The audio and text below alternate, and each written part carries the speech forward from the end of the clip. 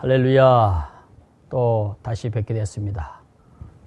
지난 시간에 이어서 계속 우리가 로마서를 살펴보겠습니다. 자, 우리가 지난 시간에는 여러 가지 우리가 에덴 동산에서 쫓겨난 이후에부터의 창세기 3장으로 말미암아서 참 4장부터 시작되는 인생들이 안고 있는 여러 가지 고통과 문제에 대해서, 탄식에 대해서 우리가 살펴봤는데, 그러면 이러한 탄식의 사건들이 오게 된 이유, 이것을 우리가 잘 아시지만은 한 번 더 그 부분에 대해서 한번 생각해 보겠습니다.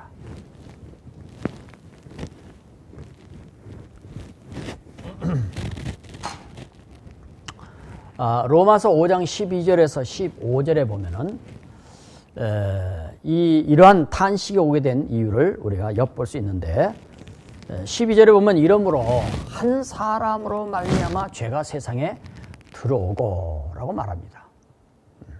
그 한 사람이 바로 아담이죠.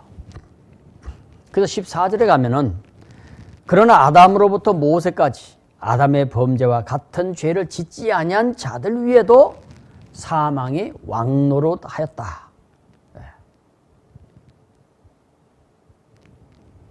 그래서 여기서 그 한 사람, 그가 범한 죄가 무엇인가? 또 그가 지은 죄가 무엇이길래 그 한 사람은 우리와 무슨 관계가 있기에 그가 지은 죄의 결과가 오늘날 우리에게까지도 미치고 있는 것일까? 그래서 이 모든 문제들을 하나님께서는 성경을 통해서 우리에게 밝혀주셨습니다. 우리는 이 문제의 주인공을 창세기 2장 3장에서 만나볼 수 있는데, 그가 범한 죄라는 것은 과연 무엇일까 하는 것을 거기서 알 수가 있습니다. 그래서 인류의 시조 아담, 인류의 대표자 아담. 그래서 창세기 1장 2장에서는 우리는 인류의 역사의 맨 처음의 장면을 볼 수가 있습니다. 수많은 철학자들과 과학자들이 알고 싶어하던 그 내용들은 성경은 아주 분명하게 자세하게 기록되어 있습니다. 모든 만물의 역사가 스스로 존재하는 것이 아니라 전능하신 하나님께서 지으셨음을 보여주고 있습니다. 하나님께서 만물을 창조하시고 또 마지막으로 사람을 만드셨습니다. 그래서 왜 인간이 창조주의 되시는 하나님을 떠나서 살 수가 없는 것일까? 이 세상에는 많은 믿지 않는 자들이 있습니다.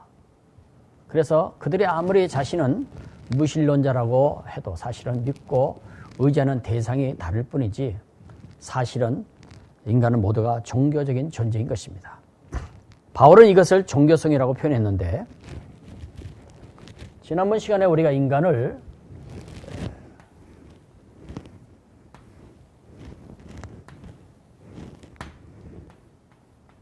육신과 혼과 영으로 봤을 때 여기에는 마음과 생각의 좌수를 하겠죠.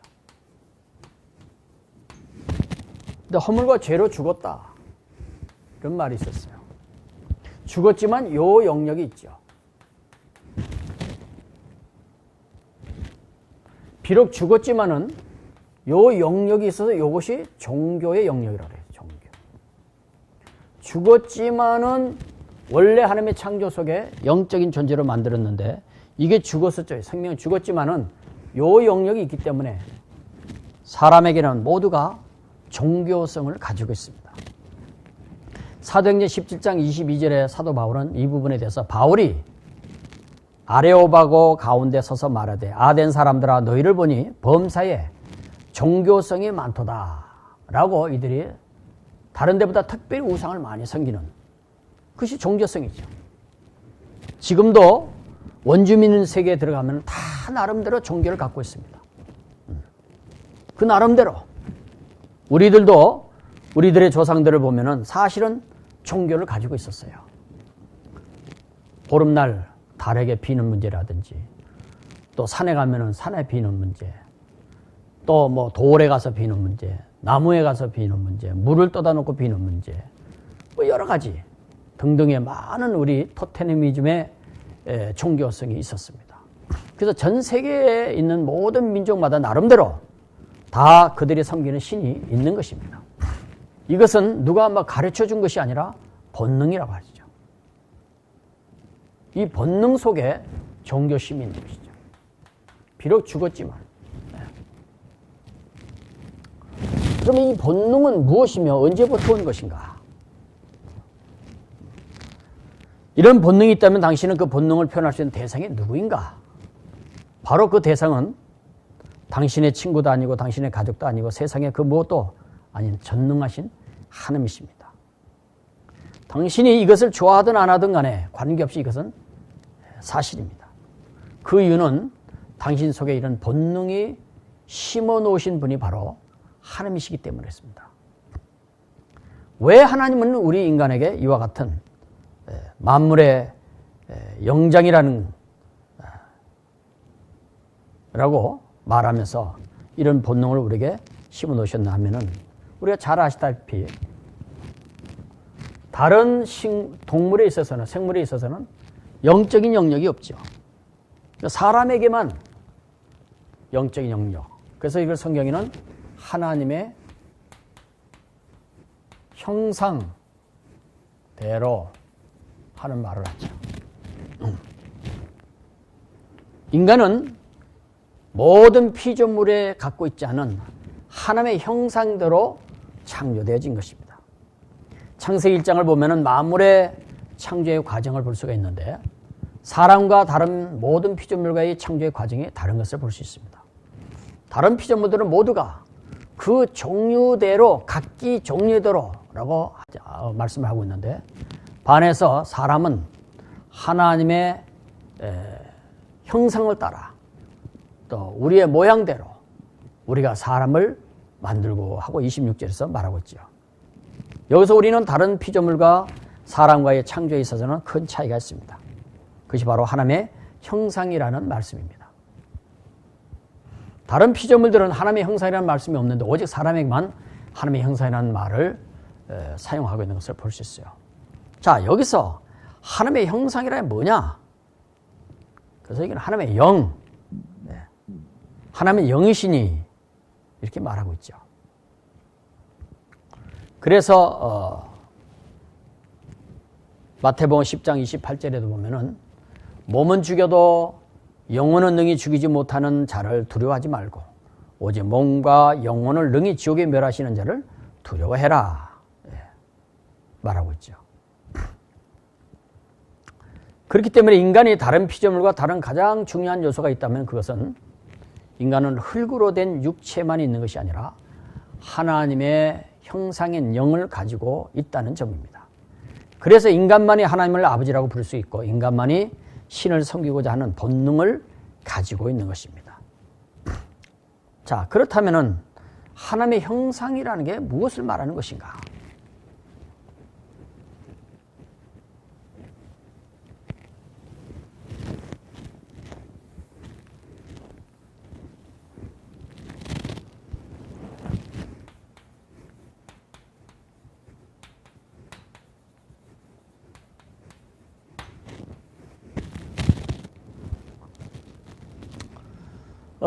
이 하나님의 형상 가운데서 첫째,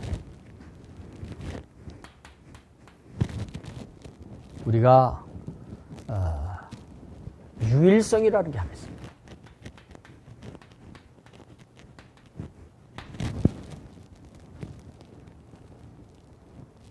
하나님이 처음에 사람을 지으실 때 한꺼번에 여러 사람을 지으신 것이 아니라 오로지 과거, 현재, 미래 유일한 존재로 각 사람을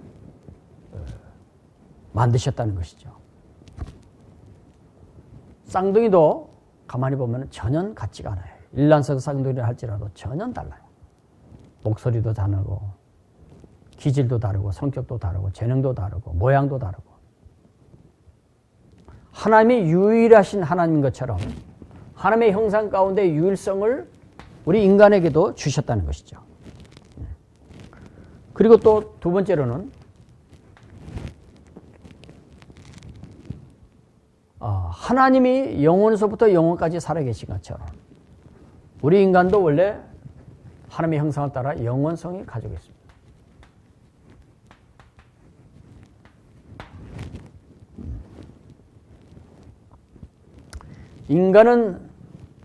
인간의 생명은 나면서부터 영원토록 살도록 창조되어진 것입니다. 그래서 자살한다고 해서 없어지는 것이 아니라 자살이라고 하는 것은 단지 이 세상에서 떠나서 다른 더 넓은 공간으로 가는 것 외에는 아무 의미가 없죠. 인간의 생명은 존귀한 것입니다. 만약에 인간의 생명이 일회용품이라고 한다면 그 가치가 얼마나 되겠습니까? 그러나 사람의 생명이 영원한 것이기 때문에 인간의 가치는 천하 만물보다 귀하다고 했습니다. 그래서 애초에 하나님이 인간을 만드실 때부터 인간은 잠시 살다 없어지는 존재가 아니라 영원히 사는 존재, 영원성을 가지고 살게끔 만든 것이죠. 그리고 세 번째로는 우리가 인격성이라고 그러죠. 하나님은 인격을 가지고 계신 분이죠. 그의 형상을 따라 우리 사람도 역시 인격체로 만드셨다는 것이죠. 그래서 사람에게는 생각하고 깨닫는 머리가 있고 또 오감을 느끼는 감정이 있고 그리고 또 할 수도 있고 안 할 수 있는 의지가 이런 인격을 가지고 있는 것입니다. 그래서 사람만이 철학과 과학을 할 수 있고 문명을 발전시킬 수가 있는 것입니다. 호랑이가 앉아서 자기가 누구인가를 생각할 수가 있습니까? 돼지가 더러우니까 환경을 정화시키는 무슨 사업을 하는 게 있습니까? 개가 아무리 지능이 높다 해도 자기가 싼 배설물을 변기에 넣고 물을 내려서 청소할 수가 있습니까? 이건 오직 하나님의 형상대로 인격을 가진 사람만이 할 수 있는 일인 것입니다. 그러므로 사실은 이것은 보물이요 아주 축복인 것이죠. 우리 인간은 기계가 아닌 것입니다. 그러므로 생각할 수 있는 기능이 바로 활용할 수가 있어야 하는 것이죠. 똑같은 재료를 가지고 음식을 만든다 해도 생각하면서 만드는 사람과 생각이 없이 만드는 사람의 맛은 차이가 있을 것입니다. 우리는 이 귀한 인격으로 하나님을 섬기고 또 인생을 바르게 살아가도록 적극적으로 우리는 활용해야 될 줄로 압니다. 뿐만 아니라 네 번째로 하나님은 거룩하신 것처럼 거룩성,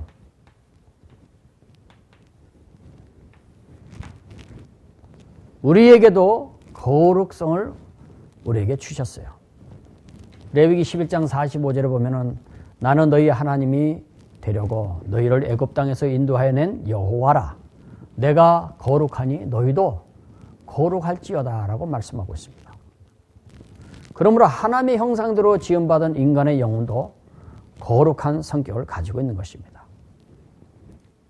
그래서 사람은 선을 추구하고 죄를 지으면 괴로워하고 의를 행하면 기쁨이 있고 양심의 가책을 받아 죽기까지 하는 것입니다. 어제 눈이 아주 많이 내렸는데 온 천지가 하얗게 새로운 나라로 바뀌어졌습니다. 많은 사람들이 어린이나 어른이나 개들조차도 좋아하는, 왜 그것을 좋아할까? 그 속에는 거룩한, 성결한, 깨끗한 그런 것으로 원래 하나님은 우리를 만드셨기 때문에 아마도 그런 것을 좋아하게 하시는 본능을 우리에게 주셨기 때문에 그런 게 아닌가 생각을 해봅니다. 동물에게는 그저 먹고 마시고 생육하고 뭐 그저 하는 그런 육적인 본능만 있을 뿐이지만 사람에게는 이와 같은 거룩, 성결 이런 것들을 가지고 있는 것이죠. 그리고 마지막으로 우리가 잘 아시다시피 하나님은 사랑의 하나님이시죠. 그런 것처럼 우리도 사랑성을 가지고 있어요. 인간에게도 이러한 사랑의 본체를 가지고 있는 것입니다. 요한 1서 4장 8절에 보면은 사랑하지 아니하는 자는 하나님을 알지 못하나니 이는 하나님은 사랑이심이라. 그러므로 이런 하나님의 사랑의 특성을 가진 인간의 영혼도 사랑을 가지고 있습니다. 사람은 두 가지의 사랑의 형태를 가지고 있는데 하나는 육적인 정욕적인 사랑, 또 남녀의 이성적인 사랑입니다. 그러므로 남성이 여성을 사랑하고 여성이 남성을 사랑하는 것은 아주 당연한 본능인 것입니다. 어찌 사랑이 없이 남녀가 서로 결합해서 생육하고 번성할 수가 있겠습니까? 다만 하나님의 창조 질서를 벗어나면 죄가 된다는 사실이죠. 이처럼 유일성, 영원성, 인격성, 거룩성, 사랑성 등의 속성을 가진 물건이 세상에 사람 외에는 없는 것입니다. 그러기에 인간이 이와 같은 하나님의 형상을 갖고 있기 때문에 천하 만물보다 귀한 존재인 것입니다. 인간이 만일 육체, 곧 고기값으로 따진다면 다른 동물에 비해서 별 가치가 없을 것입니다. 그러나 육체 안에 있는 영혼, 하나님의 형상으로 지원받은 이와 같은 영혼을 가지고 있기 때문에 그 가치가 세상의 어느 것보다도 귀한 가치가 있는 것이죠. 그래서 예수님께서는 인간의 생명이 천하보다 귀한 것이라고 말씀하셨죠. 마태복음 16장 26절에 보면 사람이 만일 온 천하를 얻고도 제 목숨을 잃으면 무엇이 유익하리요? 사람이 무엇을 주고 제 목숨을 바꾸겠느냐? 이런 가치가 있기에 하나님께서는 독생자를 십자가에 주신 것이죠. 성자 하나님은 자신의 생명을 바쳐서 인간의 이 생명을 사신 것입니다. 뿐만 아니라 성령 하나님께서 우리 안에 내주하셔서 세상 끝날까지 함께 하시는 것입니다. 사도행전 20장 28절에 보면 너희는 자기를 위하여 또는 온 양떼를 위하여 삼가라. 성령이 저들 가운데 너희로 감독자를 삼고 하나님이 자기 피로 사신 교회를 치게 하셨느니라 라고 말씀합니다. 그러므로 우리 인간들은 이러한 존귀한 생명을 주신 하나님께 감사와 영광을 돌려야 할 것입니다. 자신의 생명에 이처럼 존귀한 게 있음을 알고 자신의 삶을 함부로 학대하거나 때로는 방종하지 말고 귀하게 살아야 할 것입니다. 뿐만 아니라 다른 이들의 생명 역시 귀한 것인 줄 알고 사랑하고 존귀히 여겨야 될 줄로 압니다. 특히 내가 가진 특성이 무엇인지를 바르게 알아서 이 속성의 기능을 바르게 적극적으로 잘 활용해서 하나님의 사람으로 우리는 살아야 될 줄로 압니다. 그것이 바로 우리의 삶의 지혜인 줄로 압니다. 이처럼 인간은 하나님의 형상을 가진 존귀한 자로서 지음을 받았고 이러한 모든 인류의 대표자로서 처음으로 지음받은 사람이 바로 아담이었던 것입니다. 그는 인류의 첫사람으로서 그리고 모든 인류의 대표자로서 세워진 사람이었습니다. 그리고 그들에게 하나님은 복을 약속하셨던 것이죠. 그래서 인류에게 주어진 축복이 있는데 이 부분에 대해서는 우리가 다음 시간에 다시금 더 자세하게 우리가 또 공부하기로 하겠습니다. 이 시간 강의는 여기서 마치고자 합니다. 수고하셨습니다. 감사합니다.